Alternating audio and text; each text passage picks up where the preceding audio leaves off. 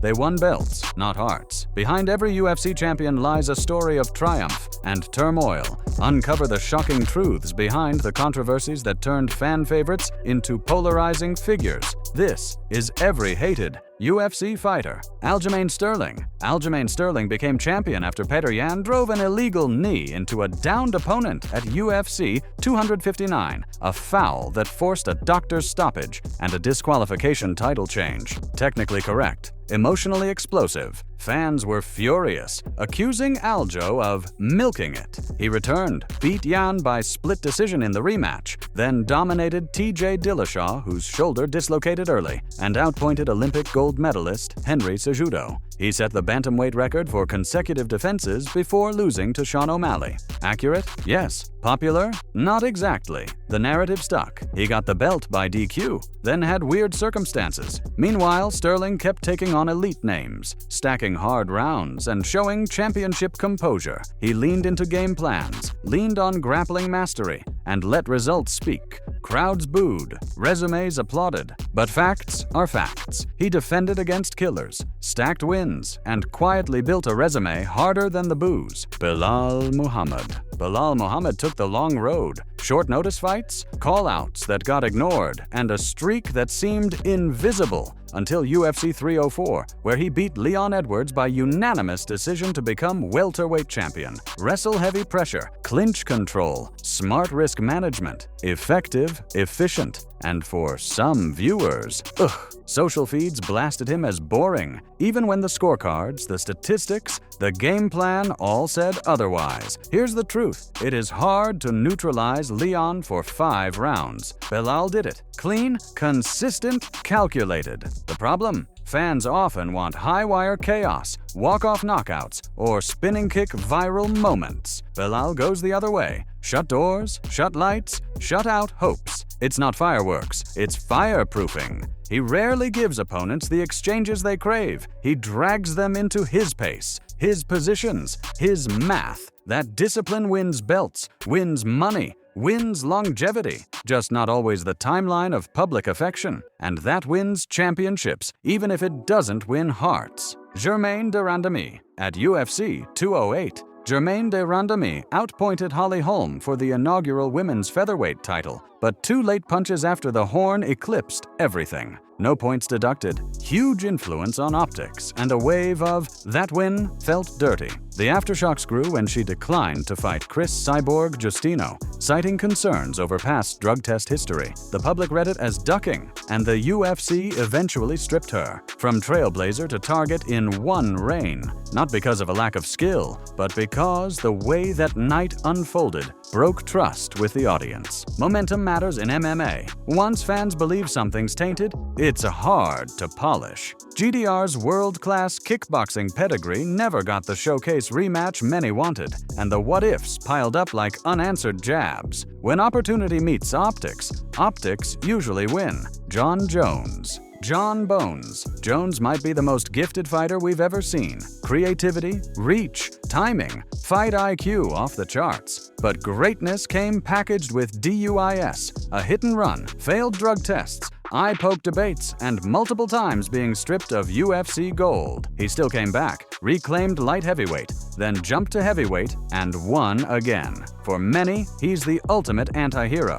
Undeniably brilliant, undeniably flawed. Fans admire the skill, resent the storms, and forever split the verdict. Admire or admonish. It's the paradox that defines him. Love him or hate him, you watch him, because you never know if you'll witness mastery or mayhem. He is the walking contradiction, historic dominance, headline drama, legacy debates on loop. Every time he returns, the sport holds its breath, expecting greatness, bracing for turbulence. Conor McGregor. Conor McGregor's rise was electric. 13-second KO of Jose Aldo for featherweight gold. Masterclass over Eddie Alvarez to capture lightweight gold. First simultaneous 2-division champ in UFC history. Massive global star. Marketing monster. Then, no defenses. He left featherweight, froze lightweight for over a year, pursued a boxing mega fight with Floyd Mayweather, and boom, Entire divisions went on pause. Add the dolly through the bus window incident during UFC 223 fight week, endless trash talk, and polarizing pressers. By the time he faced Khabib Nurmagomedov, the belt saga looked like posters without punchlines. Fans loved the show, but many felt the sport's competitive order got hijacked. It's the cost of stardom. Conor's gravity pulled eyeballs, money, headlines, and patience. He redefined prize-fighting economics, but the champion's duties ledger went unpaid,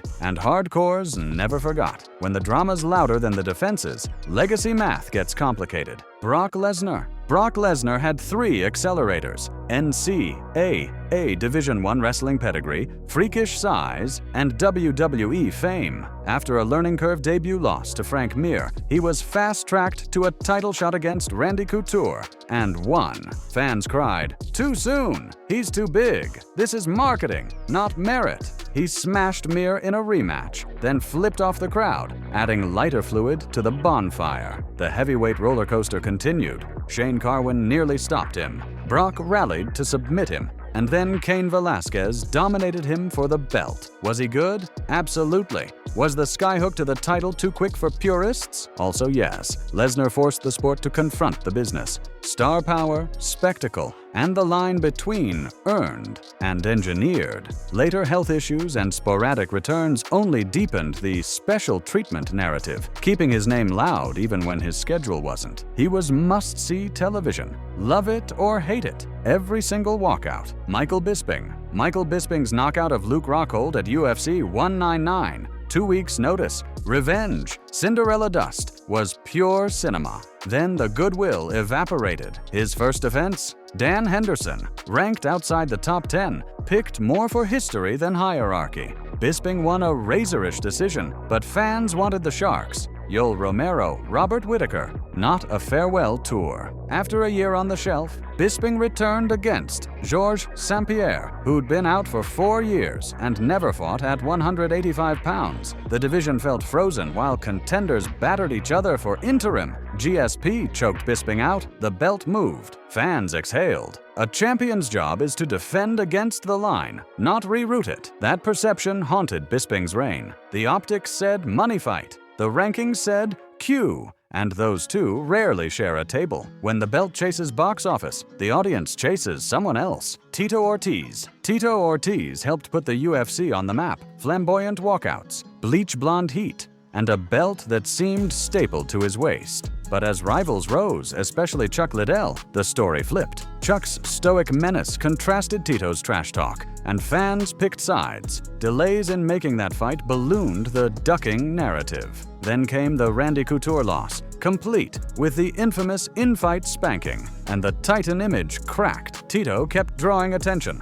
always entertaining, always loud, but the affection meter fell. He became the guy fans love to boo, the heel in a sport that doesn't script heels. Still, credit where it's due. Without Tito's showmanship in the early 2000s, MMA's mainstream moment would have taken longer. He made people feel something: anger, laughter, adrenaline. And that fueled pay-per-views, ticket sales, headlines. But in the ledger of love versus heat, Tito cashed most of his checks on the villain side. Ronda Rousey was a phenomenon. Armbar finishes, split-second dominance, and proof that women's MMA wasn't just viable, it was must-see. But 2 things soured the crowd. Her Ultimate Fighter season opposite Miesha Tate, where Ronda's intensity scanned as bitterness, and the media overdrive, TV shows, films, and hot takes like Ronda could beat elite male boxers. Overexposure breeds backlash. Holly Holm's head kick didn't just defeat Ronda, it reset the fan narrative. Instead of sympathy, social media celebrated the upset. After a long hiatus, Ronda returned and was stopped by Amanda Nunes. No post-fight interview, no "see you soon." The magic was gone, the mystique replaced by memes. Still, she dragged the sport into prime time. Trailblazers often pay a tax. She opened doors for an entire generation of athletes, even as the crowd tried to slam hers shut. And when she pivoted out of MMA, the sport kept her name in every most influential list. Tyron Woodley knocked out Robbie Lawler in the first round to win welterweight gold. then drew and edged Stephen Thompson in 2 tactical fights. He blanked Demian Maia while literally fighting with an injured shoulder, and he neutralized threats with high fight IQ, cagecraft, timing, and explosion in bursts. Yet the narrative hardened, boring, risk-averse, foot stomps, add public friction with the UFC over promotion and pay, and segments of the fan base tuned out. Woodley was doing the hard thing, winning against elite specialists without the highlight reel sugar. It's the paradox of sport entertainment. Greatness with minimal chaos can feel like less greatness, even when it's more difficult. He's a case study in how excellence can be misread when it isn't loud, when don't get hit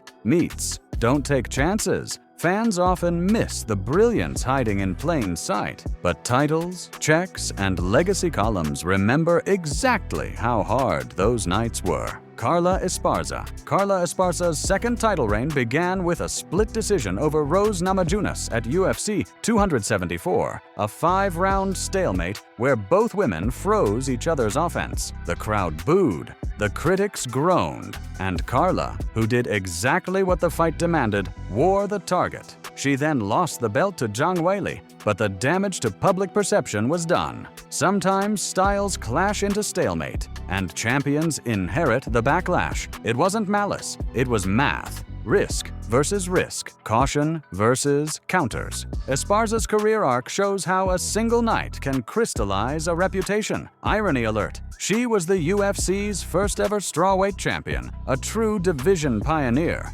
and still caught the cold shoulder. When history and highlights don't line up, the crowd usually hugs the highlights. Which champion do you think was the most unfairly hated, and which one truly earned the boos? Drop your take below. If you like stories that blend drama, data, and fight IQ, subscribe to our channel. We'll see you next.